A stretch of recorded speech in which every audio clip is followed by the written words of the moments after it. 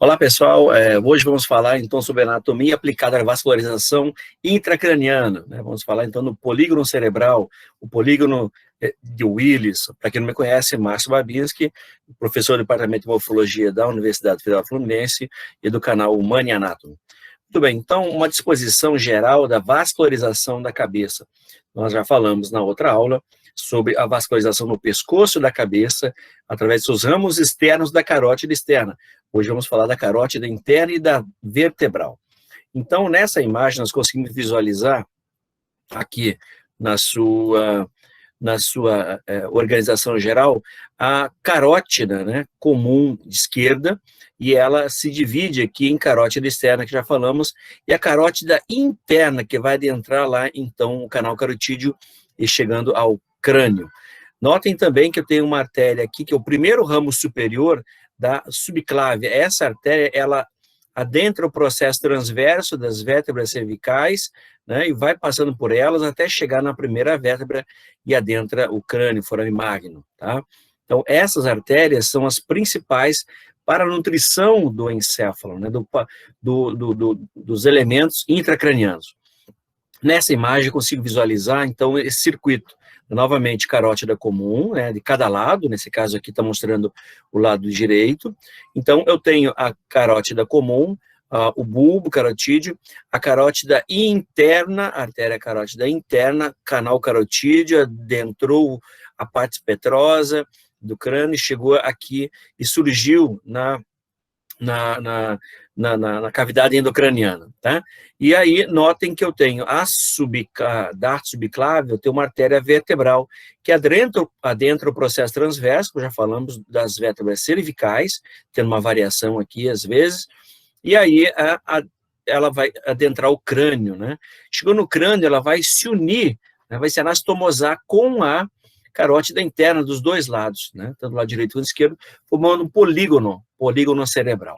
Tá? Vamos abordar agora em partes. Então, vamos sair lá da aorta, né? Da circulação do crânio, então cabeça, pescoço e crânio. Então, surgem como os primeiros ramos, o segundo, terceiro e quarto ramo do arco da aorta. Então, do lado direito, tronco braquicefálico, que vai dar uma divisão em subclávia direita e carótida comum direita. Do lado esquerdo, carótida comum esquerda sai independente, ela é maior, então, em extensão, e a subclávia esquerda. A partir da carótida interna e da subclávia que vai nutrir o encéfalo. Então, nessa imagem agora do Neto, nós conseguimos visualizar, mais uma vez, a carótida externa com seus ramos, que já falamos, seus ramos anteriores, ramos posteriores, ramos terminais, mediais. Então, agora, hoje a gente fala da carótida interna, que a partir na altura, então, dessa vértebra, falando dessa proeminência laríngea, tem um bulbo carotídeo, então a carótida externa não tem nenhum ramo no pescoço, pode ocorrer variações, mas não deixa ramos para a região cervical, e ela dentro do canal carotídeo, né? Agora, há outro ramo que vai nutrir, então, das duas subclávias, eu tenho uma artéria chamada de artéria vertebral. Nota a imagem aqui, ela adentrando o processo transverso das vértebras cervicais, de cada lado, podendo ter variações, ela pode adentrar, então, em 90% dos casos, ela adentra em C7, processo transverso C7, mas pode acontecer em 5% dos casos no C6, em C5, até lá em C4, muito pouco, né? O mais comum é ela adentrar entre, então, a C6 e C7, ela adentra aqui, acima de C7, no processo espinhoso de C6, em 5%, entre C5 e C6, assim por diante, tá? Então, nessa imagem, agora na vista lateral, olha ela aqui, artéria vertebral, né, ascendendo, chega lá no crânio, ela se une uma a outra de cada lado, na base do crânio, quando ela passa sobre o forame magno, então, lá no clivo, né, no clivo do osso hospital, eu encontro a união das duas, formando a artéria basilar. A artéria basilar, ela chega até na altura da fossa hipofisal aqui, e ela deixa dois ramos para cada lado, que são os ramos cerebelares posteriores e superiores, e um principal, que nesse caso que é a cerebral posterior. Aqui ela manda em cada lado uma união, né, uma junção, que é a comunicante posterior. A comunicante posterior se anastomosa com quem? Com a carótida interna. Essa carótida interna, então, vinda a partir do bulbo, aqui, carótida interna, vamos lá, passou pela porção petrosa do temporal, né, ao redor do seio cavernoso, adentrou no crânio. E aqui no crânio, então, ela tem seu primeiro ramo, então forma artéria cerebral anterior e cerebral média. Então, há uma comunicação aqui da carótida com as vertebrais, né, formando aqui, então, um polígono cerebral.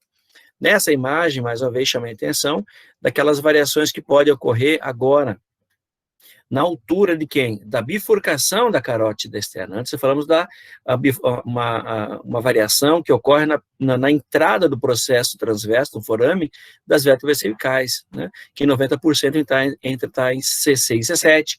Agora, a bifurcação da carótida comum, interna e externa, pode variar. Então, fica em torno de 30% na altura de C3, né? C3, e 35% abaixo de C4.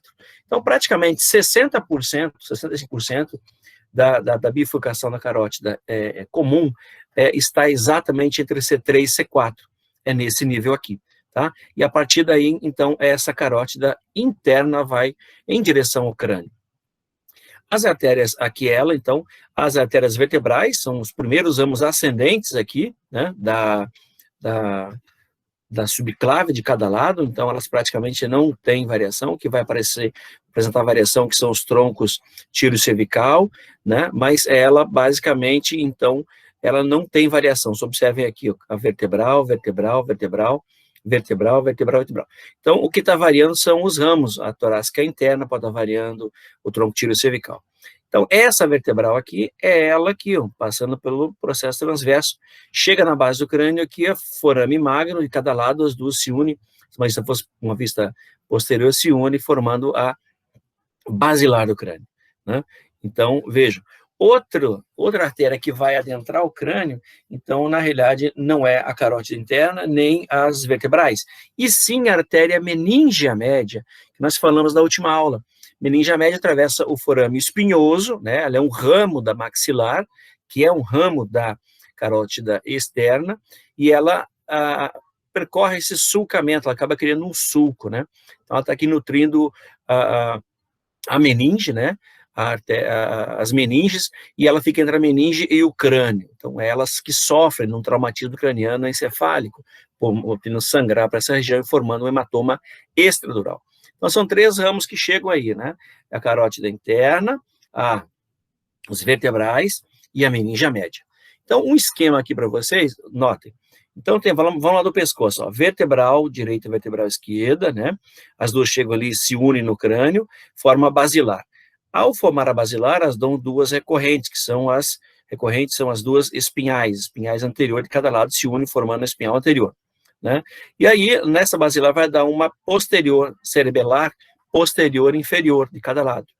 Então, a basilar ascende aqui, ela está à frente do tronco cefálico, entre o tronco cefálico e a base do crânio, e ela deixa ramos, que são as cerebelares anterior e inferior de cada lado, e uma cerebelar posterior e superior de cada lado, quer dizer, vamos para o cerebelo, nutrir o órgão importante pela motricidade e pela motricidade e pelo tônus muscular, né? Então, vejam, ela continua um pouco mais acima, então aqui ela termina em 2 cerebrais posteriores, que vão para o lobo posterior do crânio, vão nutrir, então, o lobo cerebrais posteriores, portanto, vai dar cerebral posterior.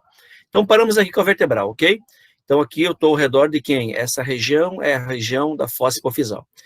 Lá, a carótida interna, né, chegou no crânio, ela tem a porção cervical, a porção petrosa e a porção craniana.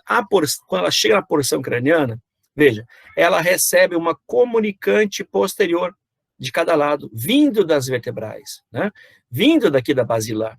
Formam, então, recebe um fluxo, então, da comunicante posterior. Essa carótida externa vai dar uma cerebral média, né, de cada lado, que vai aqui nutrir, então, os lobos temporais e parietais, né? A cerebral posterior vai nutrir o lobo occipital. Então, vejam, e também ela dá outro ramo, que são as cerebrais anteriores. Então, a carótida interna, ao chegar no crânio, ela abre em carótida interna chegando no crânio, ela vai dar cerebral média e a cerebral anterior de cada lado. Cerebral média anterior, tá? E ela recebe uma comunicante posterior. Então, recebe a comunicante posterior, e entre as carótidas, entre as cerebrais anteriores, elas têm uma comunicante aqui. Então, aqui é a comunicante anterior. Então, esse espaço criado aqui tem um formato de um polígono. Chamamos de polígono cerebral, também chamado de polígono de Willis. Tá? Esse é um grande esquema para a gente entender o que é o polígono. Ele está ao redor de quem? Da fossa hipofisal e da glândula hipófise aqui. Então, imagine aqui, é nessa região de encontro de dois fluxos, óbvio que o fluxo maior, né, em volume e pressão vem pelas carótidas internas, né, e recebe para as vertebrais. Então, essas comunicantes aqui são as que sofrem muito com aneurisma, tá? Então, nesse esquema agora do Netter, vamos lá de novo ao polígono. Carótida comum de cada lado, né? A comum aqui, direita e esquerda, vai dar a carótida interna. A carótida interna vem, chega no crânio aqui, antes de entrar no crânio, ela tem uma porção chamada porção cervical. Quando ela entra no crânio aqui, ela tem uma porção petrosa de cada lado, porção petrosa, carótida interna. E ela deu qual o ramo principal? O primeiro, as cerebrais médias de cada lado, depois as cerebrais anteriores, né? E entre as cerebrais anteriores tem a comunicante anterior, né? Agora vamos sair da subclávia. Então, subclávia de cada lado, vertebral, as vertebrais vão deixando ramos para unir e formando a espinhal anterior, mas a vertebral vai embora, chegou no foramen, adentrou de cada lado, se uniu no plano mediano, formando a artéria basilar, que é esta aqui. Então, a basilar ela vai dar, antes de formar a basilar, tem as cerebelares posteriores e inferiores, mas aqui ela vai dar cerebelar inferior anterior e lá a superior anterior, tá? Então, são duas cerebelares. E usamos pontinhos aqui. Agora, aqui, esse número 1 é a cerebral posterior. Então, as duas vertebrais formam a basilar, que vai dar cerebral posterior do encéfalo. E a comunicante, né? Essa cerebral posterior da comunicante posterior. Então, comunicante com quem? Cerebral posterior com a carótida, formando, então, aqui o nosso polígono cerebral, tá? Veja, aqui um exame de imagem das carótidas, para ver a perviedade das carótidas, né? Então, uma arteriografia. Vou passar para vocês olharem aqui. Olha aqui, a carótida comum aqui, né? A externa, a carótida interna, ali adentrando. Vou voltar para a gente ver novamente. Então, temos aqui a carótida interna, olha aqui, ó. Então, a cada pulsar, ó, ela chegando até o crânio.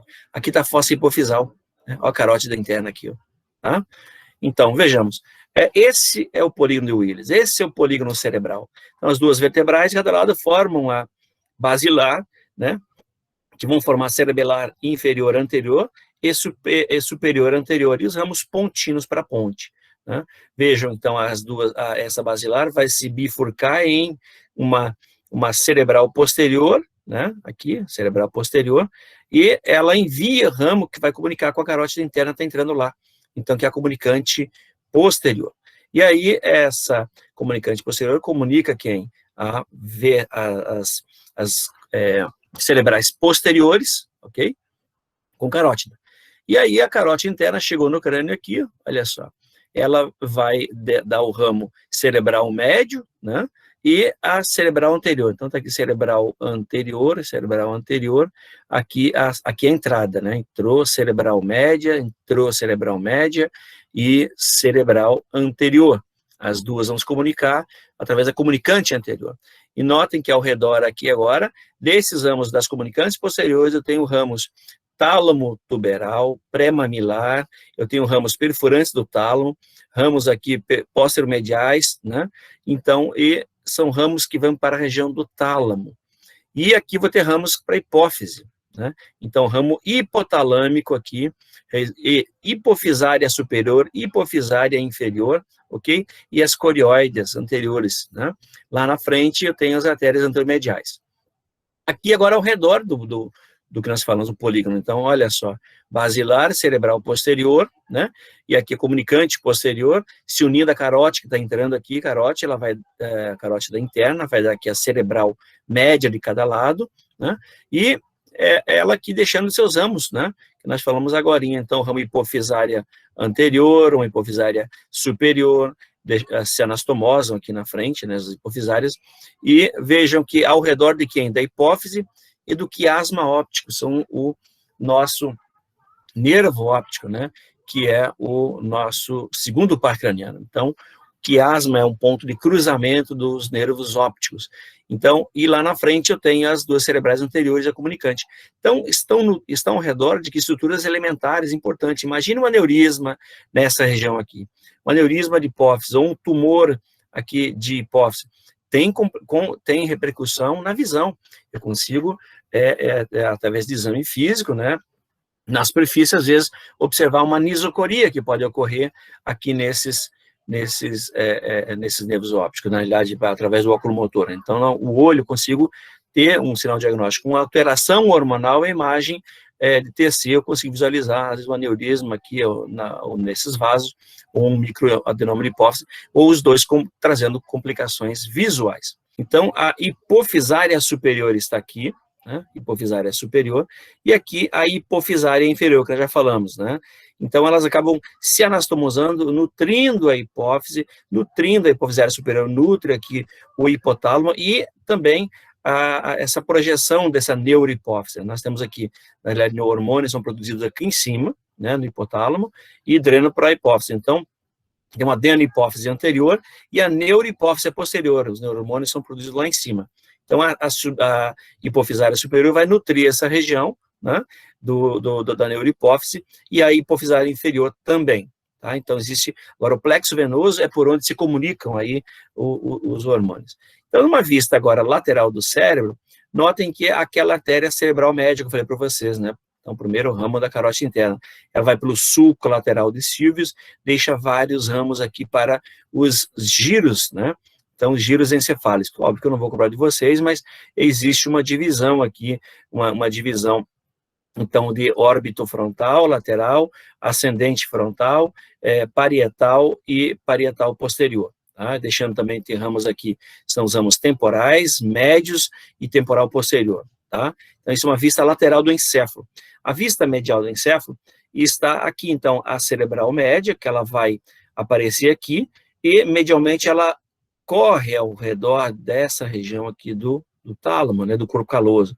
Então, deixando raminhos aqui anteriores, né, e ascende para os sulcos aqui, temporais e frontal medial, tá? Aqui eu tenho, então, a cerebral posterior, que é aquela que é finalzinho das duas carótidas,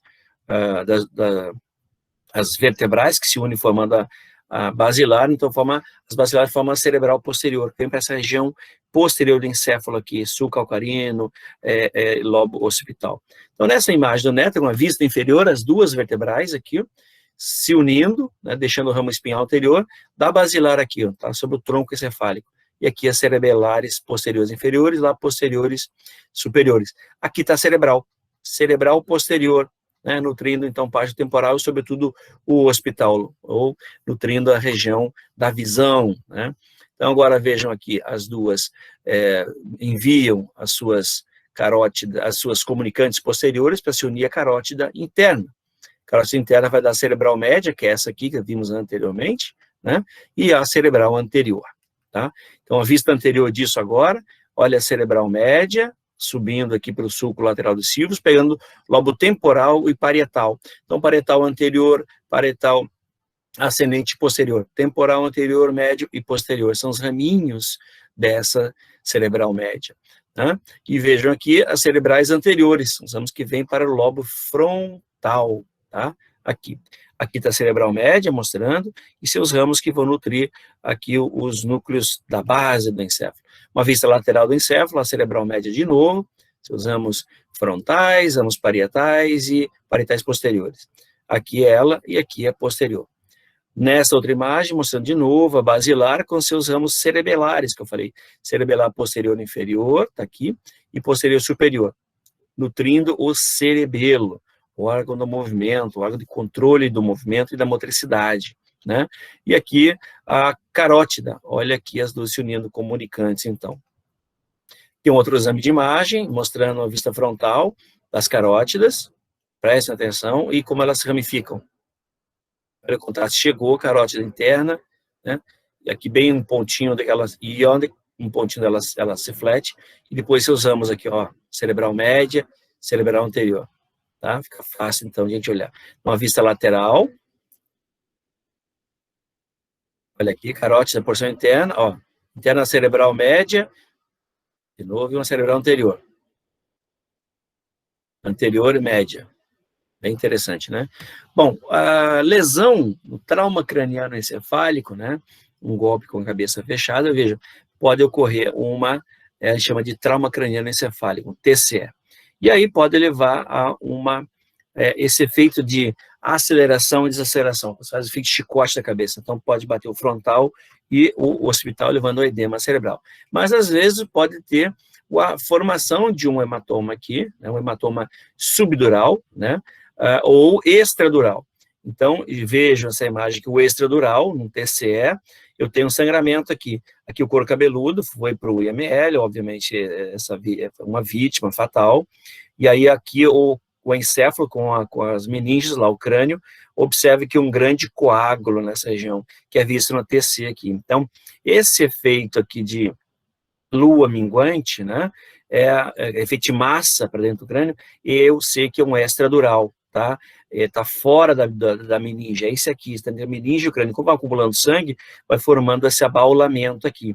Uma das coisas que observa sempre, a primeira coisa é olhar o desvio dessa linha média, a linha média dos dois encéfalos, está desviado, né, por conta desse efeito de massa. Então, isso aqui é feito uma trepanação, que é uma abertura no couro cabeludo aqui, com furadeira, então abre aqui o couro cabeludo e o crânio, né, os ossos do crânio, e é tirado um quadrado, né, um tampão, e aí é feita toda a aspiração, drenado isso, e depois se fecha novamente. Então, quanto antes é feito isso, a repercussão clínica é bem melhor para o paciente. No TCE, é comum a gente observar isso aqui, o sinal do guaxinim. O sinal do guaxinim é quando eu tenho fratura de base de crânio, num TCE, a pessoa está bem, está acordada, mas eu sei, tem uma lesão de base de crânio aqui, tem sangramento à órbita, né? Olha só, sinal de guaxinim, tá? Sinal de trauma de base de crânio, isso é importante. E o acidente vascular cerebral, ele pode ser, ou acidente vascular encefálico, AVE ou AVC, os dois termos são bem aceitos, então ele pode ser isquêmico ou pode ser hemorrágico, né? O isquêmico é por uma obstrução, um trombo, ou placas de ateroma, vai obstruir um desses ramos, né? Não chega o sangue no encéfalo, o indivíduo pode ter um ataque isquêmico transitório, a gente chama de AIT, né? O AIT pode ser por um vasoespasmo ou uma obstrução, tá? Ou um próprio AVC isquêmico mesmo, então não chegou sangue naquela região. Ou outra condição é quando ocorre ruptura do vaso, eu tenho um aneurisma e houve ruptura, né? Então eu tenho um aneurisma roto, e aí eu tenho um sangramento para dentro do parênquima craniano. Então, portanto, um AVC ou AVE hemorrágico. O vulgo chamado derrame, derramou sangue no encéfalo. Então, não, para a gente, termo técnico, agora vocês vão aprender, estão acompanhando e vem, então, o termo melhor, correto, é um acidente vascular encefálico ou AVC hemorrágico, tá? E aí é que eu tenho uma diferença numa tomografia, uma TC, de um AVE isquêmico e de um AVE hemorrágico. Olhem para vocês aqui, o AVE isquêmico ele fica uma região escurecida, né? Não chegou sangue aqui, no AVE isquêmico, num corte axial. Já no aneurisma aqui, o que vai trazer um AVE hemorrágico, ele aparece mais esbranquiçado aqui, né? Então, diferente do isquêmico. Isquêmico escuro e líquido aqui vai ter a coloração clara. Agora aqui, fica mais claro, olha só. Esse é um AVE isquêmico, não chegou sangue, né? Então é exatamente isso aqui, houve uma obstrução, não chega sangue, e aqui fica uma área engurgitada, fica aqui infartado, e aí você consegue visualizar como algo escuro aqui na TC, né? Agora, quando é um AVE hemorrágico, houve a ruptura de um vaso, nesse caso cerebral média, veja, então tem o sangue aqui, e o sangue ele torna-se nesse aspecto aqui esbranquiçado. Então, AVE isquêmico, AVE hemorrágico. E aqui uma peça patológica, né, da anatomia patológica, mostrando o hemorrágico, como fica o sangue aqui, uma região engurgitada, então, coágulo aqui nessa região. A gente fala até de uma formação, então, de uma necrose de coagulação, né, nessa região. É uma região, então, que tem o sangramento diferente quando se tem uma isquemia, né? Essa isquemia, então, se tem por obstrução do vaso. Lembramos também que esses vasos, então, da carótida interna com a carótida externa se encontra aqui na face, já falamos sobre isso, que formam, então, aquela